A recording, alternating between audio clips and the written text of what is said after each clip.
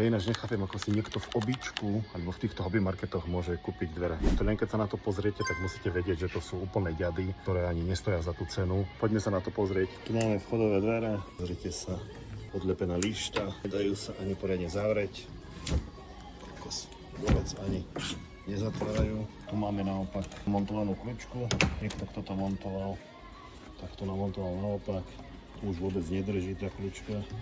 Typická chyba bezfalcových dverí, že vám vlastne už nezatvárajú počasie, musíte ich stále nastavovať. Opäť s ľuďom, čo chodí merať sieťky, žalúzie, tak majú takéto bezfalcové dvere. Toto je akože samozrejme úplná klasika. Kde ideme meniť vchodové dvere, kto majú kľúčku, že už vypadáva. Ako môžu vchodové dvere stáť 300 €? Veď 300 € stoja u mňa interiérové dvere. Tak ako môžu vchodové dvere stať 300 €? No veľmi jednoducho. Samozrejme pánty na terasové dvere. Záhnuté do dola, už opadávajú.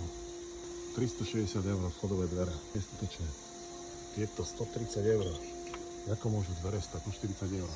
Tie pánty. Na vchodové dvere musia byť riadne pánty, obrovské, aby udržali váhu tých dverí.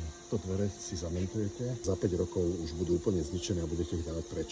V običku predáva aj jeden z najväčších poľských výrobcov dvere, ktorý je ináč mimochodom dosť kvalitný. Sme boli na školení, tak nám vysvetľovali. Výrobu, kde začínali, tá prvá výroba ešte v 90. rokoch, tak tam vyrábajú presne tieto lacné dvere pre tieto hobby markety. Všetko tam dávajú horšie zámky, plastové kusy mestokovových, dávajú tam horšie MDF-ky, že sú také menej husté. Dávajú tam úplne ten najlacnejšie, najzákladnejšie fólie, na ktoré dokonca dávajú striekaný dekor. Interiérové dvere so sklom nemôžu stať 40 €, lebo vám vydržia 3-4 roky, musíte kúpiť nové a v konečnom dôsledku na tom prerábate.